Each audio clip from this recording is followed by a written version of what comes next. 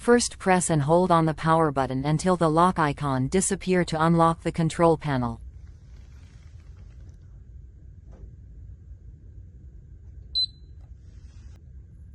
After that, press on the power button once to start the heat pump.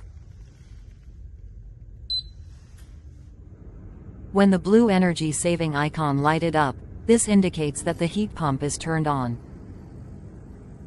When the sun and heat icon is lighted up, it indicates that the heat pump is in hybrid mode. To switch to eco mode, simply press the search button to switch to eco mode.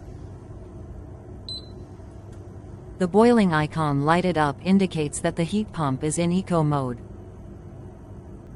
To go back to hybrid mode, simply press the search button again.